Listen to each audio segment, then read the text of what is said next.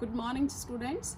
Today I am going to start lesson from class 9th from political science, that is the electoral politics, and the topic is election, its meaning and its need. As we know that the more than 100 countries in the world are run by a democratic government, and this democracy can be direct as well as indirect. Directly means we all people of the country can stand together, sit together, decide frame the policies and take the decisions. But like our country India and other countries where population is more and the area is very big, it is not difficult for us to meet together, all of us, and moreover we people don't have much knowledge and time to frame the policies and to take the decisions. So what we do, we follow indirect democracy, that is we elect our representatives and through them the government is run. So as Abraham Lincoln has said, the democracy is the government which is of the people, for the people and by the people. But in a democracy, election is an important feature. So what do you mean by election? So this means it is a mechanism by which people can choose their representative at regular intervals. Now in India, they are held after every 5 years and can change them if they wish to do so. If means the government is not working according to the wishes, then elections can be held before 5 years, which are known as midterm elections. So what is its needs?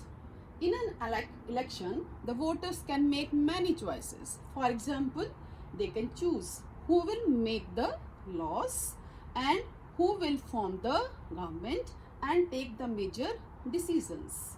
Next, they can choose the party whose policies will guide the government and the law making. It means the people have to elect the government, means if the government is of the majority party, then they frame the policies and run the government. But what makes these elections democratic? Because elections are not only held in a democratic country, elections are held in the non-democratic countries as well. But how we can distinguish these democratic elections other than any elections? So here some are the conditions which make democratic elections. Here first one is, in the democratic elections, everyone should be able to choose. It means that everyone should have one vote and every vote should have equal value. As we have read in the previous chapters that in the indigenous Fiji has more value of the vote than a Indian one. And moreover in Estonia, that is the Russian minority community still fighting for the right to vote. Next is, there should be something to choose from. Parties and candidates should be free to contest elections and should offer some real choice to the voters. But we have read in China, there is only single party, that is the Communist Party rules in China. So people are not offered the much choices. Next, choice should be offered at regular intervals and elections must be held regularly after every few years.